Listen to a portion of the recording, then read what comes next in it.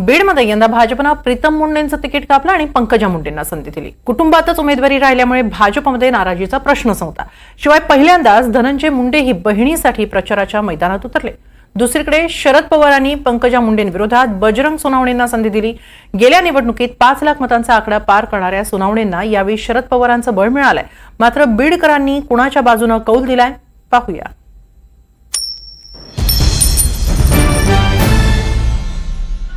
नमस्कार, लागली पाहिजे या एनडीटीव्ही मराठीच्या विशेष कार्यक्रमात आपलं स्वागत आहे।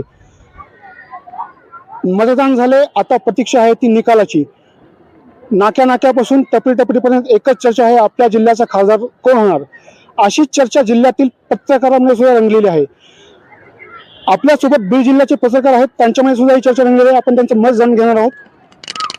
पंकजा मुंडे, पंकजाताई मुंडे, बजरंग सोनवणे, सांगता येत नाही। बजरंग सोनवणे, भारतीय जनता पक्षाचे उमेदवार पंकजाताई मुंडे। लोकशाहीमध्ये निकाल लागेपर्यंत कोणाचं सांगता येत, एक नाव सांगता येत नसतं। 41 उमेदवारांवरती तो अन्याय होईल।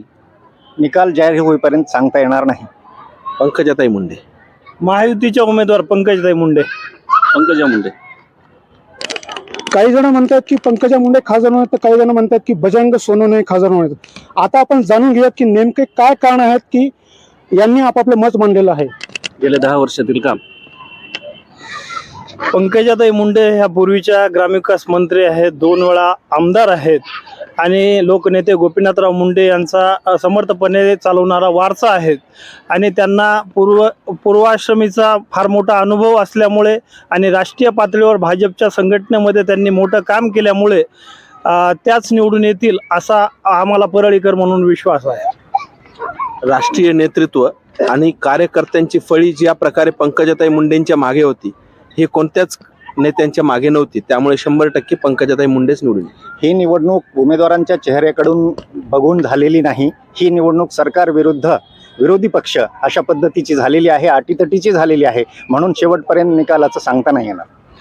या निवडणुकीमध्ये तर बजरंग सोनवणे जे आहेत ते त्यांना मागच्या लोकसभेच्या वेळेस 2019ला 5.5 लाख मत मिळाले, पण ते पुढचे 5 वर्ष जनतेमध्ये नव्हते। त्याच पद्धतीने पंकजा मुंडेंनी परळी विधानसभेची 2019ची विधानसभा निवडणूक लढवली, त्या पराभूत झाल्या। त्यांनाही जवळपास 91,000च्या आसपास मतं होते, त्याही गायब होत्या।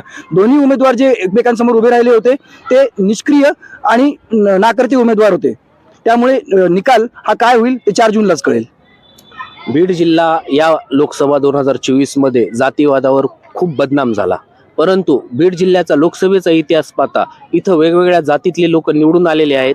जातीवादाला बीड जिल्ह्यात थारा नाहीये, त्यामुळं या जातीवादीचा शिक्का पुसून पंकजाताई या भरघोस मतांनी निवडून येतील। गत 5 वर्षात बीड जिल्ह्यात बेरोजगारी कमी करण्यासाठी केंद्र सरकारकडून कुठलाही मोठा प्रोजेक्ट आलेला नाही।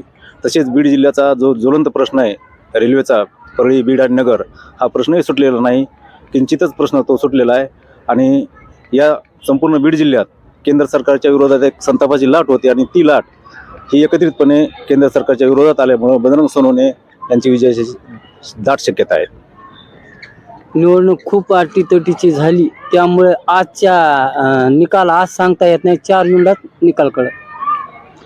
बीड जिल्ह्यामध्ये मागील 10 वर्षात कुठलाही प्रकल्प आलेला नाही, त्यामुळे केंद्र आणि राज्य सरकारच्या विरुद्ध लोकांमध्ये रोष होता। शेतीचे प्रश्न असतील, कामगारांचे प्रश्न असतील, या सर्व प्रश्नांचा जो काही एकत्रित हे झाला, त्यामध्ये लोकांमध्ये केंद्र सरकारच्या विरोधातही रोष होता। त्यामुळे इथं भाजपच्या विरोधात निकाल लागेल। पंकजा मुंडेंची यंत्रणा सक्षम होती, उमेदवार सक्षम आहेत आणि मुंडेंची ताकद ही एकत्र झालेली आहे। त्याचप्रमाणे बीड जिल्ह्यातील जनता ही सर्वसमावेशक अशा प्रकारचा निकाल देणारी जनता म्हणून परिचित आहे। त्यामुळे जातीवादाचा हा जो मुद्दा बीड जिल्ह्यात चर्चेला गेला, तो हाणून नक्की या जिल्ह्यातली जनता पाडणार आणि त्यासाठी पंकजा मुंडे विजय होतील असं मला वाटतं। पंकजा मुंडे याच्यावर निवडून येतील की राष्ट्रीय महामार्गाचं जाळं संपूर्ण जिल्ह्यामध्ये या ठिकाणी उभा केला आहे। अनेक विकासाची कामं झालेली आहेत, तरी या ठिकाणी जातीचा जरी मुद्दा समोर आलेला असला तरी 2009 पासून हा मुद्दा समोर आलेला आहे। यावर्षी तीव्र दिसला, पण त्याचा जास्त परिणाम हा निवडणूक निकालावर दिसणार नाही असं वाटतं। हे होते बीड जिल्ह्याचे पत्रकार, यांनी आपलं मत व्यक्त केलेलं आहे। पण मतदार राजांनी दोन्ही उमेदवारांचं भवितव्य हे मतदान पेटीत कैद केलेलं असून हे 4 तारखेलाच आपल्याला समजणार आहे की जिल्ह्याचा खासदार कोण होणार। NDTV मराठीसाठी मी स्वानंद पाटील, बीड.